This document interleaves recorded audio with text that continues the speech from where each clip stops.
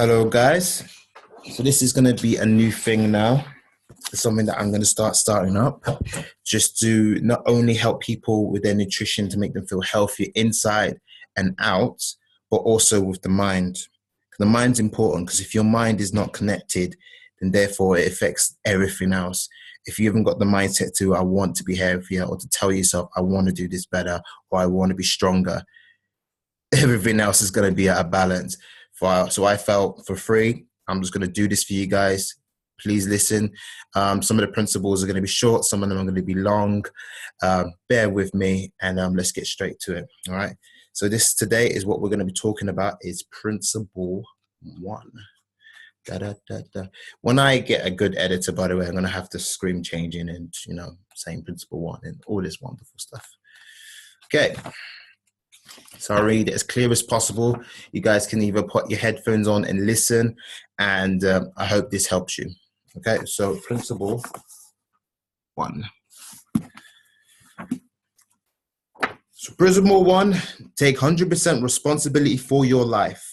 You must take personal responsibility. You cannot change the circumstances, the seasons, or the wind, but you can change yourself. Jim Rohn, American foremost business philosopher. One of the most preservist myths in American culture today is that we are entitled to a great life.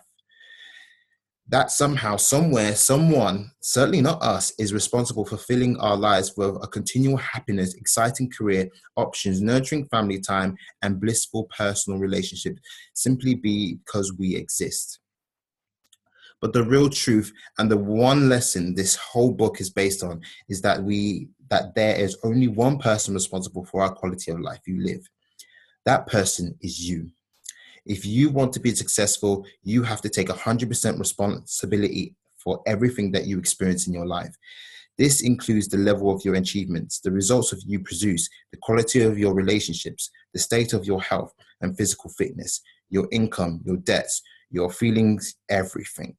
This is not easy. In fact, most of us have been conditioned to blame something outside ourselves for the parts of our life we don't like. We blame our parents, our bosses, our friends, the media, our co-workers, our clients, our spouse, the weather, the economy, our astrological chart, our lack of money, anything we pin the blame on. We never want to look at where the real problem is, ourselves. This is a wonderful story told about a man who is out walking one night.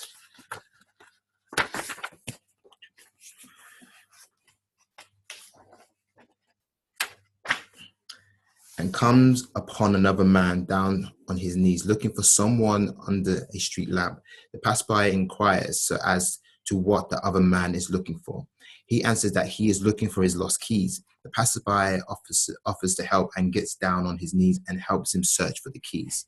After an hour of fruitless searching, he says, "We've looked everywhere for it, and we haven't found it. Are you sure that you have lost it here?" The other man replies, "No, I've lost it in my house, but there is more light out there under the street lamp." It is time to stop looking outside yourself for answers to why you haven't created the life and results you want. For it is who creates the quality of life you lead and results you produce. You, no one else. To achieve major success in life, to achieve those things that are most important to you, you must assume 100% responsibility for your life. Nothing less will do. 100% responsibility for everything. I was going to say you do, but it's not there. As I mentioned in the introduction, back in 1969, only 1 year out of graduated school, I had the good fortune to work with W. Clement Stone. He was a self-made multimillionaire worth 600 million at the time, and that was long before all the .com millionaires came along in the 90s. Stone was also American premier success guru. He was a publisher of Successful Magazine, author of The Success System That Never Fails, the co-author with Napoleon Hill of Success Through a Positive Mental Attitude. When I was completing my first week of orientation, Mr. Stone asked me if I took 100% responsibility for my life. "I think so," I responded. "This is a yes or no question, young man. You either do or you don't." "Well, I guess I'm not sure." "Have you ever blamed anyone for circumstances in your life? Have you ever complained about anything?" Yeah, I guess I have." Don't guess, think. Yes, I have. Okay, then. That means that you don't take 100% responsibility for your life. Taking 100% responsibility for your life means that you acknowledge that you created everything that happens to you. It means that you understand that you are the cause of your experience. If you want to be really successful, and I know you do, then you will have to give up blaming and complaining and taking total responsibility for your life. That means all your results, both your successes and your failures, that is the predicate for creating a life of success. It is only by acknowledging that you have created everything up until now that you can take charge of creating the future you want. You see, Jack, if you realize that you have created your current conditions, then you can uncreate them and recreate them at will. Do you understand that? Yes, sir, I do. Are you willing to take 100% responsibility for your life? Yes, sir, I am. And I did. You have to give up all your excuses. 99% of all failures come from people who have a habit of making excuses. George Washington Carver, chemist who discovered over 325 uses for the peanut. If you want to create the life of your dreams, then you're going to have to take 100% responsibility for your life as well. That means giving up all your excuses, all your victim stories, all your reasons why you can't and why you haven't until now, and all your blaming outside circumstances. You have to give them all up forever. You have to take the position that you have always had the power to make it different, to get it right, to produce the desired result for whatever reason: ignorance, lack of awareness, fear, needing to be right, the need to feel safe. You choose not to exercise that power. Who knows why? It doesn't matter. The past is the past. All that matters now is that from this point forward, you choose. That's right. It's a choice. That you choose the act as if. That's all that requires, to act as if. You are 100% responsible for everything that does or doesn't happen to you. If something doesn't turn out as planned, you will ask yourself, how did I create that? What was I thinking? What were my beliefs? What did I say or not say? What did I do or not do to create that result? How did I get the other person to act that way? What do I need to do differently next time to get to the result I want?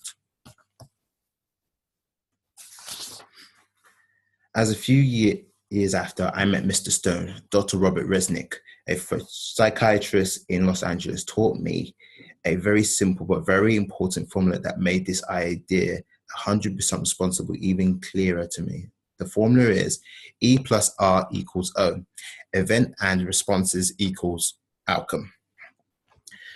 The basic idea is that every outcome you experience in life, whether it is successful or failure, wealth or poverty, health or illness, intimacy or estrangement, joy or frustration, is the result of how you responded to an earlier event or event in your life.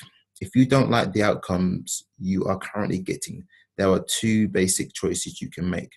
You can blame the event, E, for your lack of results, O, in the other words. You can blame the economy, the weather, the lack of money, your lack of education, racism, gender bias, the current administration in Washington, your wife or husband, your boss attitude, the lack of support, the political climate, the system of lack of systems, and so on. If you're a golfer, you'll probably even blame your clubs and the course you played on. No doubt all these factors do exist, but if they were the deciding factor, nobody would ever succeed. Jackie Robinson would never have played a Major League Baseball. Sidney Poitier and Denzel Washington would never have become a movie star. Danielle Finkelstein and Barbara Boxer would have never become U.S. senators. Erin Brockovich would never have uncovered the PG&E contamination of the water in Hinkley. And California, Bill Gates would never have founded Microsoft. And Steve Jobs would never have started Apple Computers. For every reason why it's not possible, there is 100 of people who have faced the same circumstances and succeeded. Lots of people outcome these so-called limiting factors, so it can be limiting factors that limit you. It's not the external conditions and the circumstances that stop you. It is you. We stop ourselves. We stop thinking thoughts and engage in our self-defeating behaviors. We defend our self-destructive habits, such as drinking and smoking, and indefensible logic. We ignore useful feedback, fail to continuously educate ourselves and learn new skills. waste time on the trivial aspect of our lives, engage in idle gossip, eat unhealthy foods, fail to exercise, spend more money than we make, fail to invest in our future, avoid necessary comfort, fail to tell the truth, don't ask for what we want, and then wonder why our lives don't work. But this, by the way, is what most people do. They they place the blame for everything that isn't the way they want it outside event and circumstances. They have an excuse for everything. 2, you can instead simply change your response R to the events E, that way the way things are until you get the outcome O you want. You can change your thinking, change your communication, change, and the pictures you hold in your head. Your images of yourself and the world, and you can change your behavior, the things you do. This is all you really have on your control over anyway. Unfortunately, most of us are so run by our habits that we never change our behavior. We get stuck in our conditioned responses to our spouses, to our children, to our colleague at work, at our customers and at our clients, to our students and to the world at large. We are a bundle of conditioning reflexes and operate outside of our control. You have to regain control of your thoughts, your images, your dreams, your daydreams, your behaviors. Everything you think, say, and do need to become intentional, aligned with your purpose, your value, and your goals. If you don't like your outcome, change your responses. Let's look at some examples of how this works. Do you remember the Northern Ridge earthquake in 1994? I definitely don't. Well, I do. I lived through in it in Los Angeles. 2 days later, I watched as CNN interviewed people commuting to work. The earthquake had damaged one of the main freeways leading into the city. Traffic was at a standstill and was normally a 1 hour drive had become 2 or 3 hour drive. The CNN reporter knocked on the window of the cars stuck in traffic and asked the driver how he was doing. He responded angrily, "I hate California. First there were fires and floods and now an earthquake. No matter what time I leave in the morning, I'm going to be late for work. I can't believe it." Then the reporter knocked on the window of the car behind him and asked the second driver the same question. This driver was all smiles. He replied, "No problem. I left my house at 5 a.m. I don't think under the circumstances my boss can ask any more than that. I have lots of music cassettes and my Spanish language tapes with me. I've got my cell phone. I have a coffee in a thermos, my lunch. I even brought a book to read, so I'm fine." Now, if the earthquake or the traffic were really the deciding variable, then everyone should have been angry, but everyone wasn't. It was their individual response to the traffic that gave them their particular outcome. It was thinking negative thoughts or thinking positive thoughts, leaving the house prepared or leaving the house unprepared that made the difference. It was all a matter of attitude and behavior that created their completely different experience. I've heard there's going to be a recession. I've decided not to participate. A friend of mine owns a Lexus dealership in Southern California. When the Gulf War broke out, people stopped coming in to buy Lexuses or Lexi for any fellow Harvard graduates and Latin students out there. They knew that if they didn't change their response R to the event E of nobody coming into the showroom, they were going to slowly go out of business. They normally response R would have been to continue placing ads in the newspaper and on the radio. Then they wait for people to come into the dealership, but wasn't working. The outcome they were getting was a steady decrease in sales. They tried a number of new things. The one that worked was driving a fleet of new cars to where the rich people were. The country clubs means polo grounds, parties in Beverly Hills and Westlake Village, and they're inviting them to take a spin in the new Lexus. Now let's think about this. Have you ever test driven a new car and then go back into your old car? Remember that feeling of dissatisfaction you felt as you compared your old car to the new car you just had driven? Your old car was fine up until then, but suddenly you knew that there was something better and you wanted it. The same thing happened with these folk. After test driving a new car, a percentage of the people bought a lease of a new Lexus. The dealership had changed their response R to an unexpected event, E, the war, until they got an outcome, O, they wanted to increase their sales. They actually ended up selling more cars per week than before the war broke out. Everything you experience today is the result of choices you have made in the past. Everything you experienced in life, both internally and externally, is the result of how you have responded to a previous event. Event, you've given a $400 bonus. Response, you spend it on the night out on the town. The outcome, you broke. Event, you are given a $400 down. You are given a $400 bonus. Response, you've invested in a mutual fund. Outcome, you have an increase of net worth. You only control over three things in your life: the thoughts that you think, the image you visualize, and the actions you take, your behavior. How you use these three things determines everything you experience. If you don't like what you are producing and experiencing, you have to change your responses. Change your negative thoughts to the positive ones. Change what you daydream about. Change your habits. Change what you read, and change your friends, and change how you talk. If you keep on doing what you've always done, you keep on getting what you've always got. Two-step programs such as Alcoholics Anonymous defines insanity as continuing the same behavior and expecting a different result. It ain't going to happen. If you're an alcoholic and you keep on drinking, your life is not going to get any better. Likewise, if you continue your current behavior, life is not going to get any better either. The day you change your response is the day your life will begin to get better. If what you are currently doing would produce the more and better that you are seeking in life, the more and better would have already shown up. If you want something different, you're going to have to do something different. You have to give up blaming. All blame is a waste of time. No matter how much fault you find with another, and regardless of how much you blame him, it will not change you.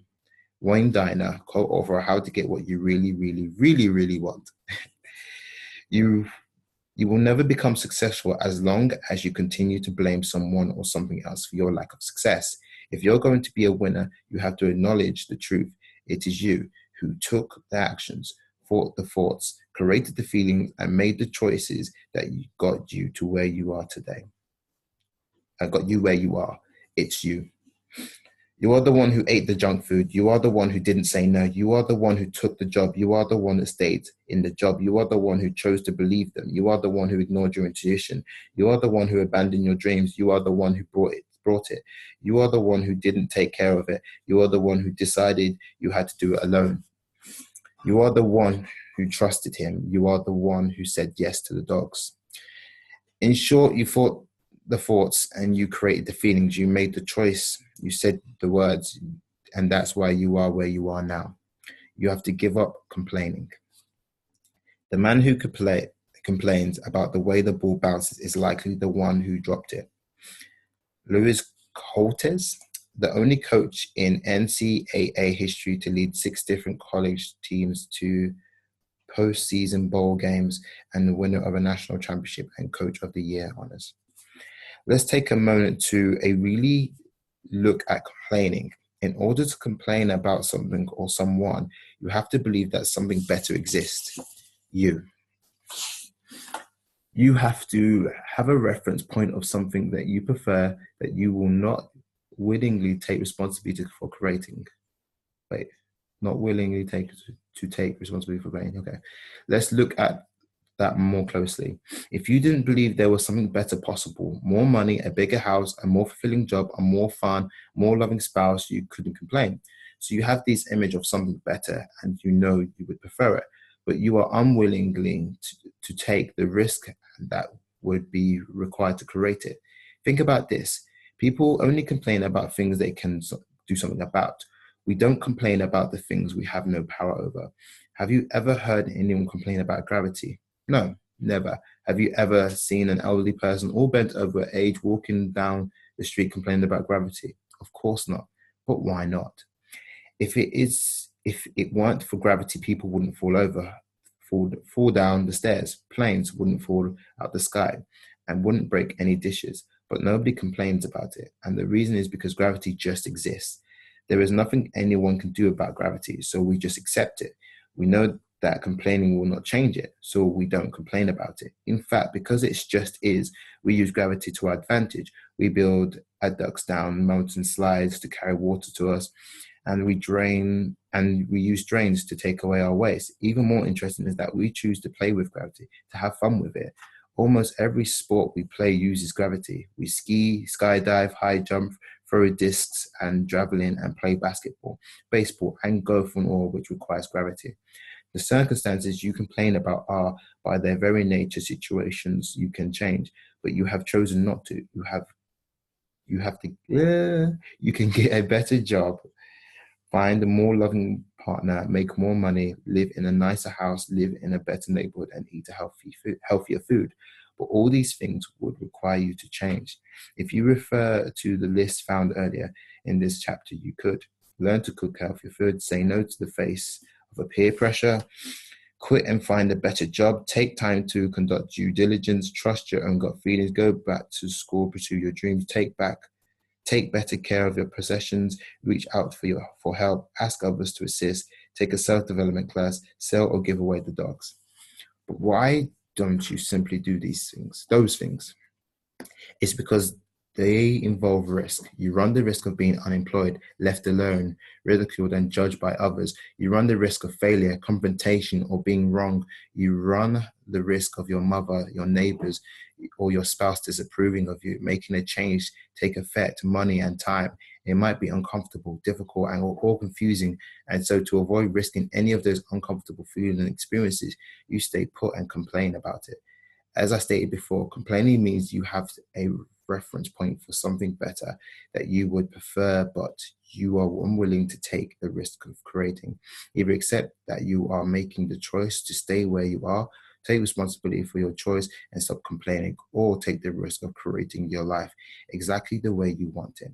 If you want to get from where you are to where you want to be, of course, you're going to have to take that risk.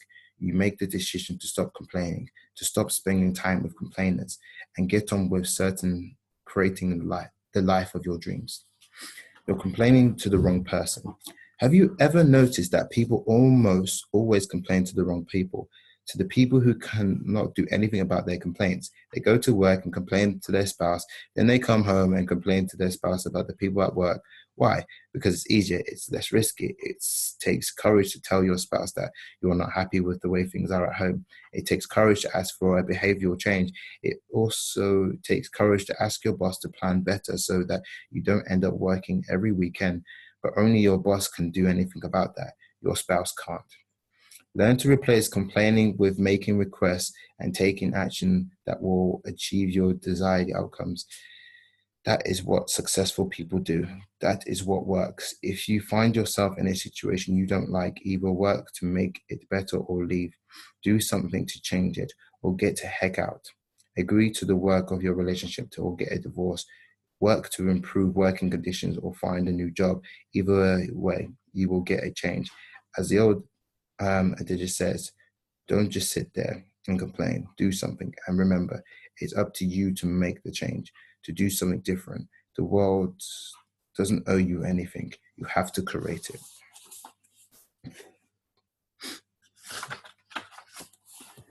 You either create or allow everything that happens to you. To be powerful, you need to take the position that you create and allow everything that happens to you. By create, I mean that you directly cause something to happen by your actions or inactions. If you walk up to a man in a bar who is bigger than you, has obviously been drinking for a long time, and say to him, "You're really ugly and stupid," and he jumps off the bar, hits you in the jaw, and you end up in hospital, you created that. That's an easy to understand example. Here's one that may be harder to swallow. You work late every night. You come home tired and burned out. You eat dinner in a coma and then sit down in front of the television to watch a basketball game. You're too tired and stressed out to do anything else, like go for a walk or play with the kids. This goes on for years. Your wife asks you to talk to her. You say later. 3 years later, you come home to an empty house and a note that she has left you and taken the kids. You created that one too. Other times we simply allow things to happen to us by by our inactions and unwillingness to do what is necessary to create or maintain what we want. You didn't follow through on your threat to take away their privileges if the kids didn't clean up after themselves. And now the house looks like a war zone. You didn't demand he join you in counseling or leave the first time he hit you, so you're still getting hit. You didn't attend any sales or motivational seminars because you were too busy, and now new kids just won the top sales award. You didn't take the time to take the dogs to obedience training, and now they're out of control. You didn't take the time to maintain your car, and now you're sitting by the side of the road with your car broken down. You didn't go back to school, and now you are being passed over for a promotion.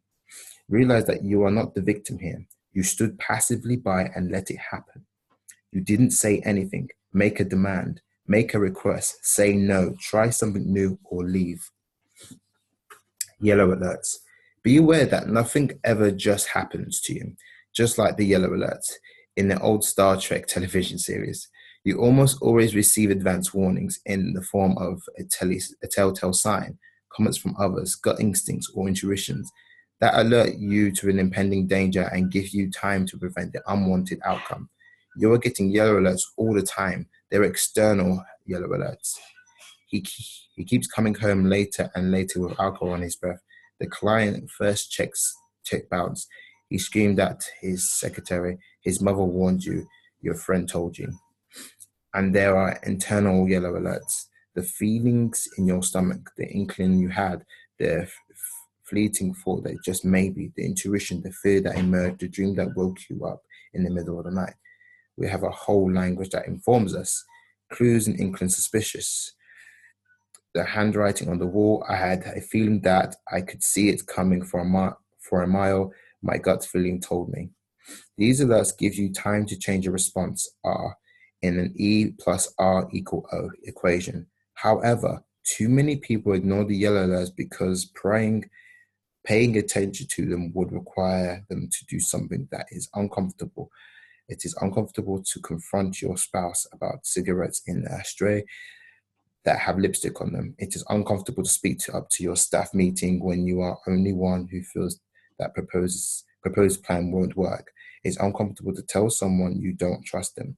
So you pretend not to see and not to know because it's easier, more comfortable. More convenient and less uncomfortable. Avoids confrontation, keeps the peace, and protects you from having to take risks. Life becomes much easier. Successful people, on the other hand, face facts squarely. They do the uncomfortable and take the steps to create their desired outcomes. Successful people don't wait for disasters to occur and then blame something or something else for their problems. Once you begin to respond quickly and decisively to signals and events that as they occur, life becomes much easier. You start seeing improved outcomes both internally and externally. Old internal self-talk such as, I feel like a victim, I feel used, nothing ever seems to work out for me, is replaced with, I feel great, I am in control, I can make things happen. External outcomes such as, nobody ever comes to our store, we missed our quarterly goals, people are complaining that our new product doesn't work, or transformed into, we have more in the bank. I led to this vision in sales. Our product is flying off the shelves. It's simple.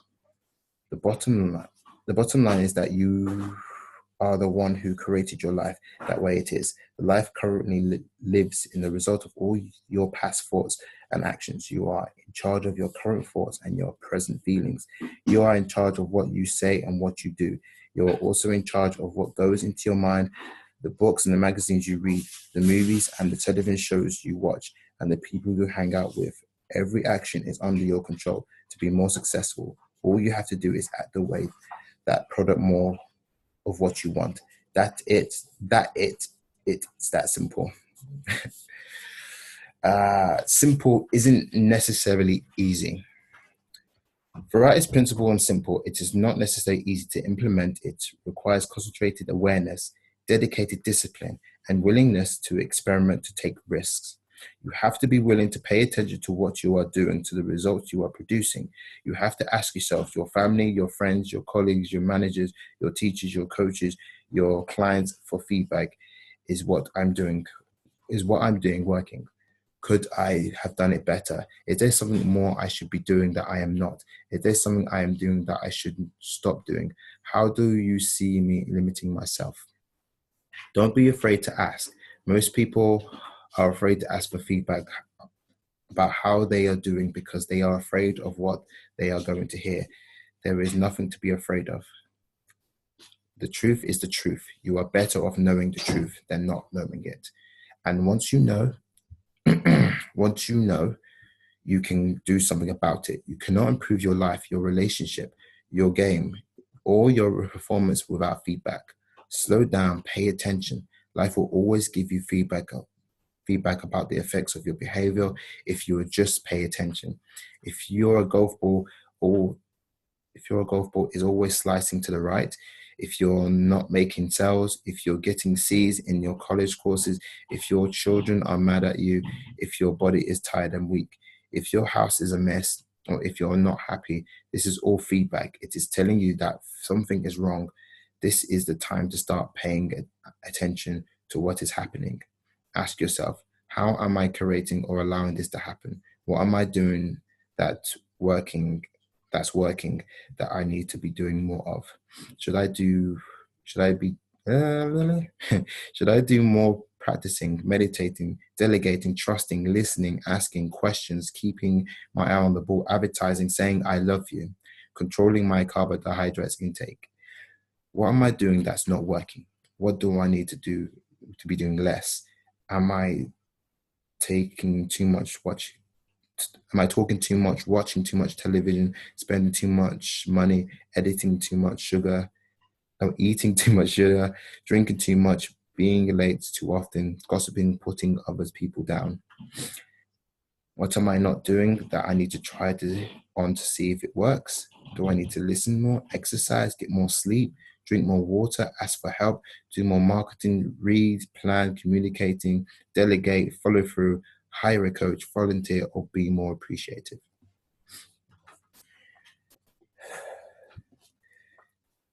This book is full of proven success principles and techniques you can imitate, immediately put into practice in your life. You will have to suspend judgment, take a leap of faith, act as if they are true, and try them out. Only then will you have first-hand experience about their effectiveness for your life. You won't know if they work unless you give them a try. And here's the rub: no one else can do this for you. Only you can do it. But the formula is simple. But do more of what is working, do less of what isn't, and try on new behaviors to see if they produce better results. Pay attention. Your results don't lie. The easiest, fastest, and the best way to find out is or isn't working is to pay attention to the results you are currently producing. You are either rich or you are not. You are either command your respect or you don't. You are either golfing or you are not. You are either maintaining your ideal body weight or you are not. You are either happy or you're not. You are either have what you want or you don't. It's that simple. Results don't lie. If you have to give up the excuse and justification and come to terms with the results you are reproducing, you are under the quota or overweight or the great reasons in the world won't change that. The only thing that will change your result is to change your behavior. Prospect more, get some sales training, change your sales presentation, change your diet, consume fewer calories, exercise more frequently. There are things that will make a difference, but you have to first be willing to look at the results you are producing. The only starting point that works is reality. So start paying attention to what is so. Look around you at life and then people in it. Are you and they happy? Is there a balance, beauty, comfort, and ease?